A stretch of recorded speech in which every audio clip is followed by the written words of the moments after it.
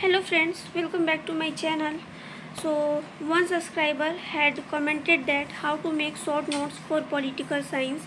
So today I have decided that let's make a video to how to make a short notes on the political science topics. So today I am to tell you about making short notes. So let us सवाल है, जैसे example के लिए मैंने एक सवाल लिया है कि भारतीय संविधान की विशेषताओं का वर्णन करना होता है और ये एक लॉन्ग आंसर टाइप क्वेश्चन है। तो इसमें बहुत सारे पॉइंट्स होते हैं जिसे हमें लिखना पड़ता है, तो इसे याद करना बहुत मुश्किल लगता है और अगर हम पॉइंट्स याद भी कर लेते हैं तो इसके अंदर के टॉपिक्स को हम लिख नहीं पाते हैं। तो इतने लंबे क्वेश्चन को हम बिल्कुल शॉर्ट में कैसे करें ताकि हमारा रैपिड रिवीजन हो सके। तो चलिए सीखते हैं कि कैसे हम बनाते हैं। तो सबसे पहले हमें इस क्वेश्चन को समझना होगा और इसको पढ़ना होगा, इसके आंसर को हमें अच्छे तरीके से एनालाइज करना पड़ेगा कि ये क्या कह रहा है। चूँकि भारतीय संविधान की बात करें तो भारतीय संविधान की विशेषता बतानी है, तो सबसे पहली विशेषता इसमें बताई गई है निर्मित, लिखित और व्यापक संविधान। निर्मित का अर्थ है कि भारत का संविधान एक विशेष सभा द्वारा बनाया गया है जिसे हम संविधान सभा के नाम से जानते हैं। चूँकि संविधान सभा के बारे में अगर आपको डिटेल से जानना है तो आप जरूर कमेंट कीजिएगा, मैं संविधान सभा के टॉपिक पर एक वीडियो बनाऊंगी। तो निर्मित कहने का अर्थ यही है कि भारतीय संविधान का निर्माण एक विशेष संविधान सभा के द्वारा किया गया था और इसके लिए एक विशेष अवधि भी हुई थी जो कि दो साल 11 महीना और 18 दिन था। लिखित की बात करें तो जो भारतीय संविधान है वो लिखित है, यानी कि उसे हाथों से लिखा गया है और लोगों ने लिखकर तैयार किया है, जिसमें भीमराव अम्बेडकर की मुख्य योगदान के बारे में हम पढ़ते हैं। अगला है व्यापक संविधान। व्यापक संविधान के कहने का मतलब है कि भारतीय संविधान में कितना अनुच्छेद, कितना भाग और कितना अनुसूची है, यानी कि हमारा संविधान कितना विस्तारित है। प्रारंभ में अगर हम मूल संविधान की बात करें तो इसमें 395 आर्टिकल और भाग 22 थे और अनुसूची की बात करें तो वो 8 था। लेकिन अब अगर वर्तमान में इसकी स्थिति देखी जाए तो इसके अनुच्छेद जो है वो 448 या फिर लगभग 450 क्रॉस कर चुके हैं। और अगर हम अनुसूची की बात करें तो वो 12 है और अगर हम भाग की बात करें तो वर्तमान में इसके भागों की संख्या 25 हो चुकी है। तो इसमें कुछ डाटा को हम लिख सकते हैं। हालांकि इसमें लिखा क्या गया है कि भारतीय संविधान का निर्माण एक विशेष संविधान सभा द्वारा विशेष समय पर किया गया है। यह पूर्णतः लिखित संविधान है। इसमें शासन से संबंधित विभिन्न प्रावधानों को लिखा गया है। यह विश्व की सर्वाधिक व्यापक संविधान है। इसमें 400 से अधिक अनुच्छेद और 12 अनुसूचियाँ हैं। यद्यपि संविधान लागू करते समय इसमें 395 अनुच्छेद और 8 अनुसूचियाँ ही थी। संविधान की व्यापकता के अनेक कारण हैं। इसमें संवैधानिक अधिकारियों के कार्यों का वर्णन, न्यायालय का गठन, उनकी अधिकारिकता, केंद्र राज्य संबंध, अल्पसंख्यक, अनुसूचित जातियों और जनजातियों का संरक्षण, मूल अधिकार और राजनीति तत्वों की व्याख्या की गई है। इसके बारे में विस्तार से जानकारी दी गई है। इसीलिए हम लोग संविधान की पहली विशेषता को रखते हैं निर्मित, लिखित और व्यापक संविधान। सेकंड पॉइंट है लोकप्रिय संप्रभुता पर आधारित संविधान। तो सबसे पहले हम समझते हैं कि संप्रभुता मतलब होता क्या है। संप्रभुता मतलब होता है कि जब कोई व्यक्ति खुद से अपना डिसीजन खुद ले सकता है, इसका उसे पूरी तरीका से अधिकार होता है, पावर होता है, तो इसे हम बोलते हैं संप्रभुता। एग्जाम्पल के तौर पे अगर देखा जाए तो अगर भारत को कोई भी डिसीजन लेना है तो वो खुद से ले सकता है। इसके लिए कोई भी बाहरी देश या विदेशी देश कोई भी उसे हस्तक्षेप नहीं कर सकता, इसीलिए हम इसे संप्रभुता बोल सकते हैं। तो भारतीय संविधान लोकप्रिय संप्रभुता पर आधारित संविधान है क्योंकि इसका निर्माण, चूँकि हम एक लोकतांत्रिक देश में रहते हैं, इसीलिए हम यहाँ के लोकतंत्र के लिए एक बहुत ही फेमस कथन कहा गया है अमेरिका के राष्ट्रपति अब्राहम लिंकन के द्वारा कि डेमोक्रेटिक हमेशा जनता के लिए, जनता का और जनता के द्वारा होता है, for the people, by the people और टू पीपुल। इसीलिए ये सेंटेंस लिखा गया है कि जो लोकप्रिय संप्रभुता क्या है, यानी कि यहाँ की जितनी भी शक्तियाँ हैं वो जनता के हाथों में निहित है। यानी कि सरकार के गठन का काम जनता करेगी। सरकार का किसी भी फैसला को जनता की भागीदारी उसमें महत्वपूर्ण रखती है। सरकार का गठन बात किया जाए या फिर यहाँ के सत्ता के अधिकारियों की बात की जाए तो जनता महत्वपूर्ण अपना योगदान निभाता है।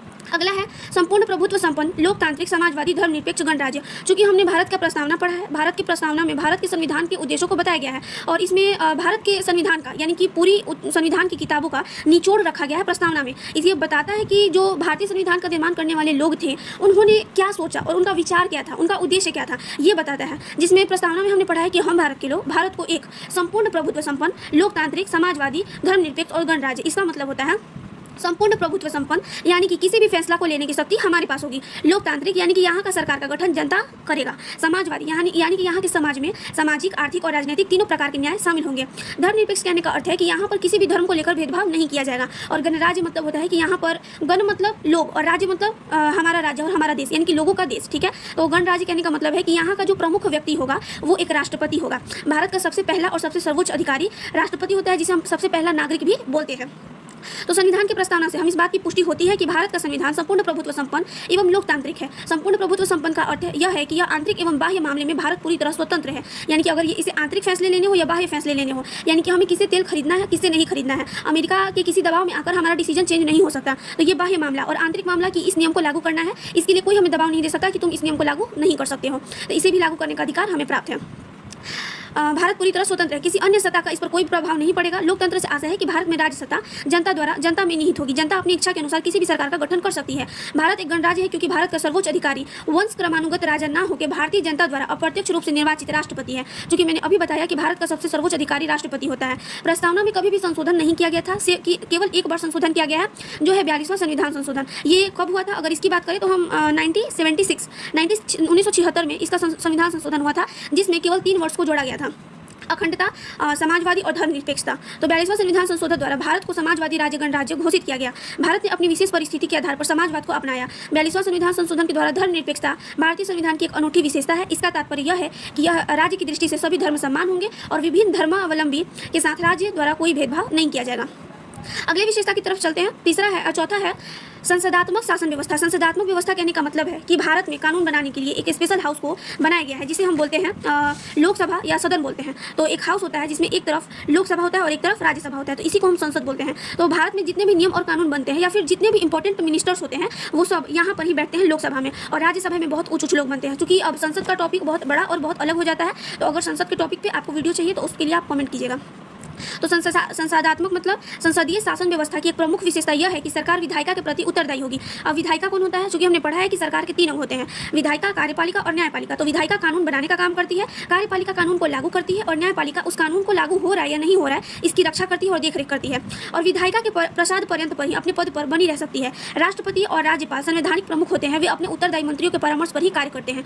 किसी भी नियम को लागू करने के लिए राष्ट्रपति और राज्यपाल की भूमिका सबसे महत्वपूर्ण होती है, क्योंकि किसी भी नियम या कानून पर जब तक राष्ट्रपति और राज्यपाल हस्ताक्षर नहीं करते हैं तब तक उन लोगों का नियम पूरी तरीके से लागू नहीं किया जा सकता।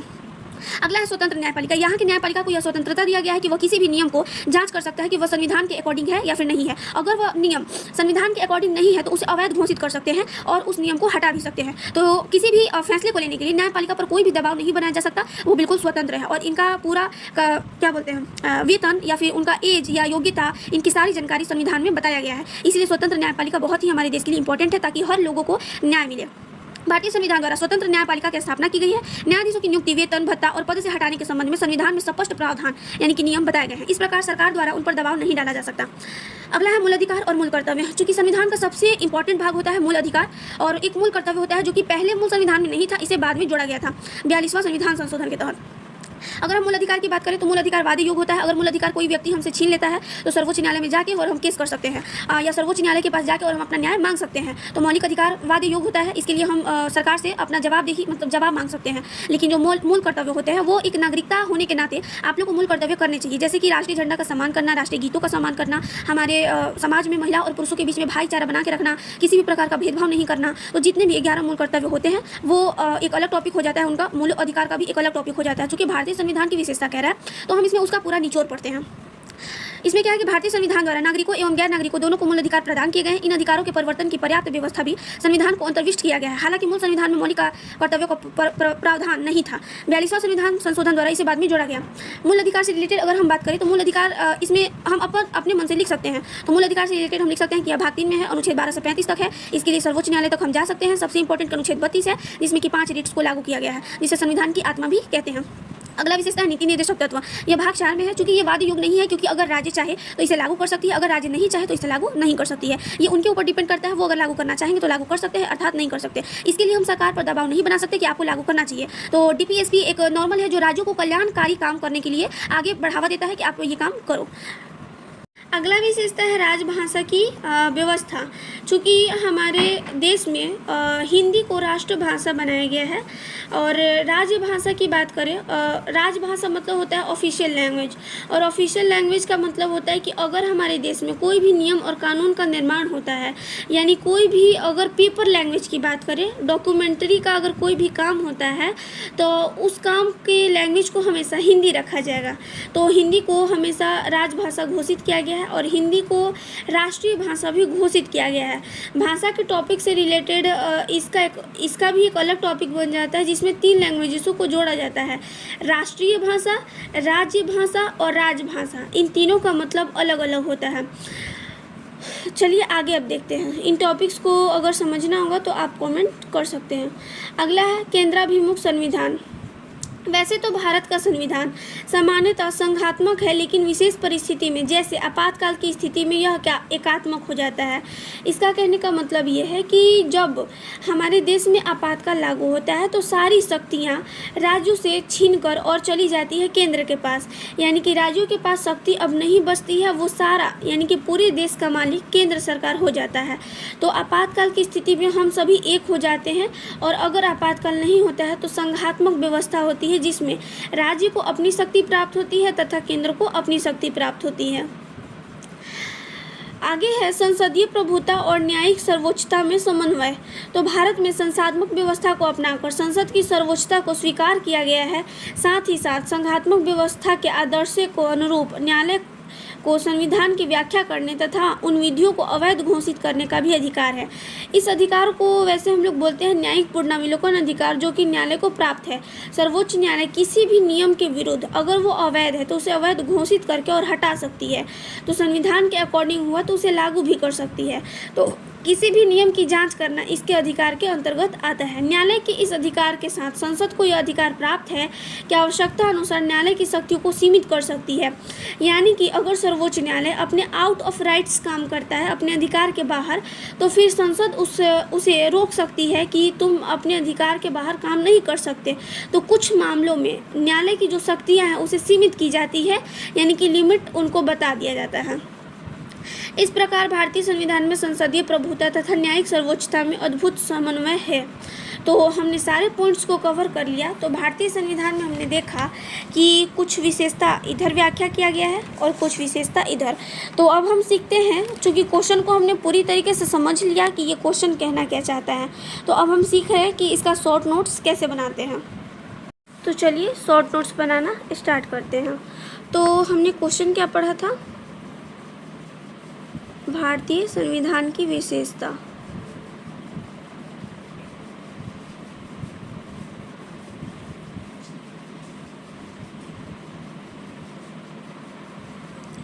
हम लोग का सवाल यही था, भारतीय संविधान की विशेषता। ठीक है, तो सबसे पहले शॉर्ट नोट्स बनाने के लिए जो मेन पॉइंट्स होते हैं उसको हम साइड में बड़े बड़े अक्षरों में लिख लेंगे। तो लिखेंगे भारतीय संविधान की विशेषता। ओके, अब हम इसमें आगे स्टार्ट करते हैं बनाना। जैसे पहला हमने विशेषता पढ़ा था निर्मित, लिखित और व्यापक संविधान। तो इसके लिए हम लिख सकते हैं निर्मित, लिखित और व्यापक संविधान। हमारा फर्स्ट पॉइंट ये था, तो हमने लिख लिया निर्मित, लिखित और व्यापक संविधान। तो इसके अंदर हमने निर्मित, लिखित और व्यापक के बारे में पूरा जानकारी पढ़ा था। अगर आपको इस पॉइंट्स में कोई डाउट है तो उसे भी आप छोटे छोटे वर्ड्स में लिखकर जोड़ सकते हैं, जहाँ पॉइंट में आपको दिक्कत होगा वहाँ पे। तो मेरे ख्याल से मुझे तो इसमें कोई पॉइंट्स में दिक्कत नहीं है, तो मैं इसमें आगे कुछ नहीं जोड़ने वाली हूँ। सेकंड है लोकप्रिय संप्रभुता पर आधारित संविधान। तो सेकंड पॉइंट लिखेंगे लोकप्रिय संप्रभुता पर आधारित संविधान। लोकप्रिय संप्रभुता पर आधारित संविधान में हमने पढ़ा था कि जो जनता का गठन होता है वो सरकार के द्वारा होता है, सरकार का जो गठन होता है वो जनता के द्वारा होता है। तो इसमें हमने इस पॉइंट में भी हमें कुछ खास दिक्कत नहीं है, भारत जो है वो अपना फैसला स्वयं ले सकता है। तो दूसरा पॉइंट भी क्लियर है, इसमें हम बहुत कुछ लिख सकते हैं। अगला है भारतीय संविधान की प्रस्तावना से लिया गया था। तो तीसरे पॉइंट को हम जोड़ सकते हैं संपूर्ण। तो मैंने ये सारे पॉइंट्स एक साथ ही लिख लिए हैं। तो सबसे पहला पॉइंट था निर्मित, लिखित और व्यापक संविधान। दूसरा लोकप्रिय संप्रभुता पर आधारित संविधान। तीसरा, संसदात्मक व्यवस्था, स्वतंत्र न्यायपालिका, मौलिक अधिकार, मूल कर्तव्य, राज्य नीतिनिदेशक तत्व और राजभाषा की व्यवस्था।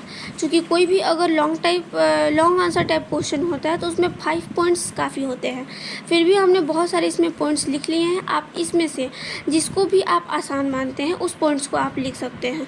तो ये बहुत ईजी है पॉइंट्स बनाना। अगर इसमें भी आपको कोई डाउट्स होता है तो इसमें हम पॉइंट्स को जोड़ सकते हैं। जैसे एग्जांपल मान लो कि ये संसदात्मक मुझे समझ नहीं आया, तो इसमें हम जोड़ सकते हैं लोकसभा और राज्यसभा के बारे में बताया गया है, तो लिख सकते हैं लोकसभा और राज्यसभा के बारे में। स्वतंत्र न्यायपालिका, इसको अधिकार दिया गया है कि किसी भी फैसले को अवैध और वैध घोषित करना, तो इसमें हम लिख सकते हैं कि वैध एंड अवैध। मान लो अगर डिस्टर्बेंस है तो। राजभाषा में हमने देखा था कि हिंदी को राजभाषा बनाया गया है, ऑफिशियल लैंग्वेज। तो ये सारे टॉपिक्स जो हैं वो अलग अलग बहुत बड़े बड़े टॉपिक हैं। तो इसी तरीके से शॉर्ट नोट्स बनाते हैं। अब ये याद करने में आसानी होता है। अब इतने बड़े क्वेश्चन को हमने इतने शॉर्ट में कवर कर लिया और एक सारे पॉइंट्स पर एक बार हम फिर से नज़र डाल के और हम इसे रैपिड रिवीजन कर सकते हैं। अब मन में हम वापस से रिकॉल कर सकते हैं कि हमने इस पॉइंट्स के अंदर क्या पढ़ा था, इस पॉइंट के अंदर क्या पढ़ा था, इसके अंदर क्या पढ़ा था, और उसको हम लिखने का प्रयास करेंगे। और जहाँ कभी भी हमें कमी महसूस होती है तो हमें रिवीजन करने से पता चलता है कि कहाँ कमी हो रही है, तो उस पर हम सुधार कर सकते हैं और उस पॉइंट्स को रिकॉल कर सकते हैं। तो इस तरीके से शॉर्ट नोट्स बनाया जाता है। ठीक है, अगर आपको अच्छा लगा हो तो वीडियो को लाइक करें, हमारे चैनल को सब्सक्राइब करें। Okay, bye bye, thanks for watching. तो ये है मेरे क्लास 12th के नोट्स कुछ, जिसमें मैंने कि क्वेश्चन बैंक से जितने भी सवाल थे उसका मैंने शॉर्ट नोट्स बनाया था। तो बहुत सारे मैंने बना रखे हैं इसमें, जैसे संविधान से रिलेटेड जितने भी टॉपिक्स थे उन सभी टॉपिक्स को मैंने इसमें कवर कर रखा है, सबको एक साथ। इस तरीके से शॉर्ट नोट्स बना के हमें याद करने में आसानी होती है। ठीक है, तो अगर आपको ये सारे शॉर्ट नोट्स के PDF चाहिए या फिर कैसे बनाते हैं तो आप मुझे कमेंट करना, क्योंकि ये पूरा कॉपी पॉलिटिकल साइंस का ही है और इसमें सारे इम्पोर्टेंट टॉपिक्स को मैंने लिखा है और कवर किया है। और मैं बताऊं आपसे तो मेरा ये एक्सपीरियंस है कि इसमें से मेरे बहुत सारे सवाल लड़े हैं, क्योंकि मैंने इसमें पूरा ये मेरा रैपिड रिवीजन है। ओके, तो मैंने जितना भी याद किया था उन सभी को लिखा है, यानी कि जितना ये दिख रहा है आपको ये सब याद किया हुआ और समझा हुआ सवाल है। तो मैं आप लोग से उम्मीद करती हूँ कि आप लोग इस वीडियो को समझोगे कि शॉर्ट नोट्स कैसे बनाते हैं। शॉर्ट नोट से हमें बहुत सारे फ़ायदे होते हैं, जैसे हम बहुत बड़ी बड़ी चीज़ों को एक साथ आसानी से एनालाइज कर सकते हैं कि हमें किस तरीके से पढ़ना चाहिए। और जब हम अपने खुद से हम जब शॉर्ट नोट्स बनाएंगे तब हमें कुछ ज़्यादा जानकारी प्राप्त होती है। अगर हम किसी दूसरे के शॉर्ट नोट्स को देखेंगे तो आप ज़्यादा अच्छे तरीके से नहीं समझ पाएंगे, क्योंकि उसमें उस व्यक्ति के विचारों की व्याख्या की जाती है जो खुद से बनाया होता है। तो मेरे जितने शॉर्ट नोट्स हैं वो मैंने खुद के अकॉर्डिंग बनाया है कि मुझे कितना याद है या फिर मुझे कहाँ दिक्कत आ रही है। अब आपके ऊपर आपका माइंडसेट क्या है, आपका कमी कहाँ है, ये आपसे बेहतर कोई नहीं जान सकता। इसलिए आप खुद से शॉर्ट नोट्स बनाने का पूरा प्रयास करें, ताकि उसमें आपको जो जो दिक्कतें आ रही हैं तो उसमें आप ऐड करो कि मुझसे ये पॉइंट याद नहीं हो रहा, मुझे इसमें ये जोड़ना चाहिए। तो इस तरीके से आप बना सकते हैं। Okay, bye bye. अगर आपको किसी भी पॉलिटिकल साइंस का किसी भी टॉपिक पे अगर समझने में दिक्कत होता है तो आप मुझे कमेंट करना, मैं उस टॉपिक पर वीडियो बना के और वापस से डालने का पूरा प्रयास करूँगी। क्योंकि समय का बहुत अभाव होता है इसलिए मैं वीडियो को नहीं डाल पाती ज़्यादा, पर मैं अगर आपको ज़रूरत होती है तो मैं पूरी कोशिश करूँगी कि समय निकाल के वीडियो बना दूँ। Okay, thanks for watching, bye bye.